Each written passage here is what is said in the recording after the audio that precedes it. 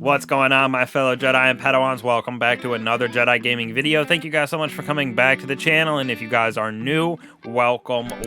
Today we're going to be talking about the new Iron Banner game mode in Fortress. So we're going to be covering everything with the rules and how this game mode works, as well as giving you guys the best Iron Banner rank boost guide, little tips I can give you, as well as just my thoughts in general about Iron Banner and some things I think that could be changed. So first off, this new Iron Banner mode Fortress is a little combination of PvE and PvP, still majority-wise PvP, but there comes a point when you have to deal with 3 sentry turrets, so it's nothing too crazy in that realm.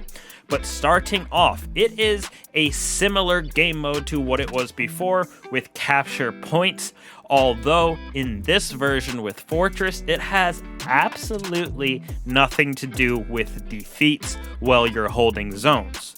It matters on a time interval. So if you're holding 1 zone, you still get 2 points. If you're holding 2 zones, you get 4, and all 3, you do get 6.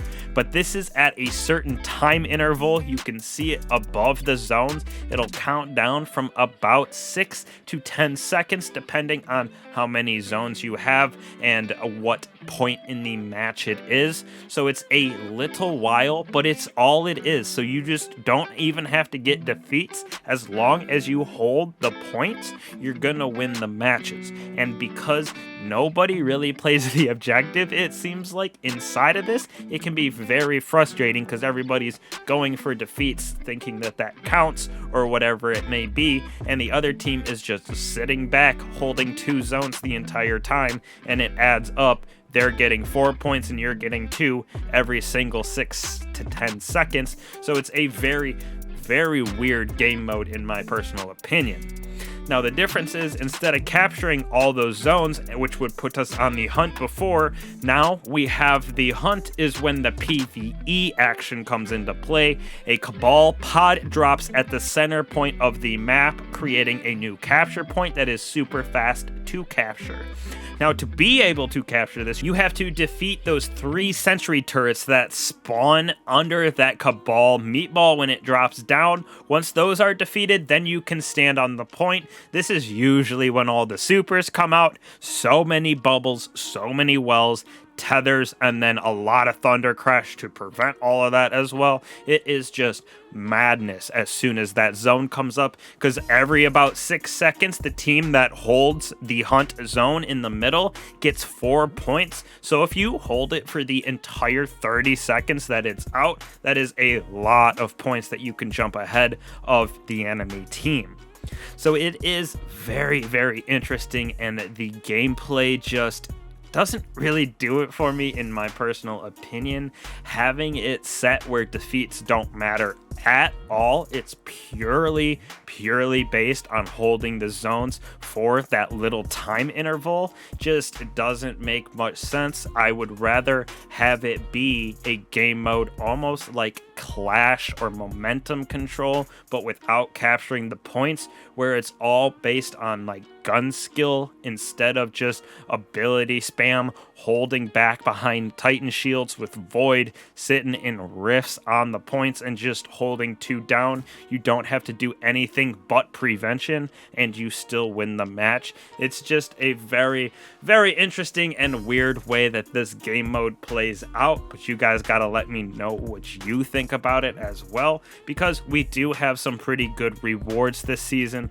with a brand new auto rifle coming to us. The Gnora Axe Slug Shotgun is back, so we do have some pretty banging weapons, and then the armor set that is classic and one of the best looking that they have put out in the game is also back with us. So it's nice loot to grind for, but let me tell you, those matches become very drawn out, it seems like, and you're either going to just camp on zones or you're going to have a team that just pushes you constantly and just wipes everybody, but you're still holding the majority of the zones, so you're probably going to win a lot of the matches. So that is my advice for this Fortress, is purely play the zones, don't really worry about defeats, play defensively, and you will win 90% of those matches. So very, very interesting, like I said. Now, to help you out with getting the best loot that you possibly can, we do have a rank boost system that allows you to really get some nice multipliers on those points when you finish games, win or lose. So you're allowed to have 1 Iron Banner emblem on, as well as 5 pieces of Iron Banner armor. So as you can see on my Guardian right now, we have 5 pieces of Iron Banner armor on.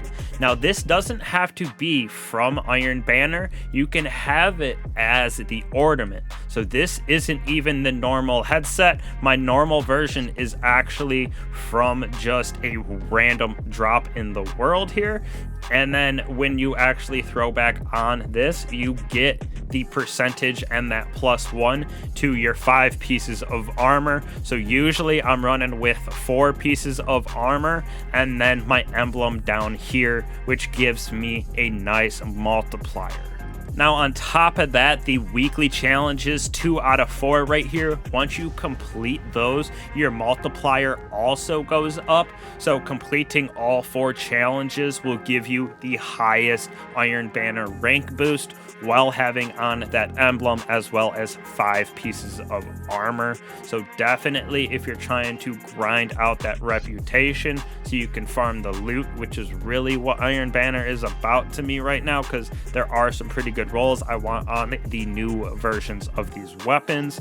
So definitely get to grinding out the challenges and wear all that Iron Banner gear. Like I said, it can be ornaments as well, so no need to go find a random piece of armor that doesn't have good stats. Just throw on an ornament and you'll get that nice percentage for getting reputation. So hopefully in the future, Bungie does a little something different with Iron Banner, turns it more into that gameplay for purely gun skill, little less on the ability spam side, even though I know that's part of Destiny. Just wish it was a little bit less in a quote-unquote competitive playlist, and having these zones the way they are right now without defeats counting for anything just seems to not work very well with skill-based matchmaking. Nobody's playing the zones anyways. Everybody's running around getting defeats, or they're just sitting on the zones and camping, waiting for those time intervals to count down.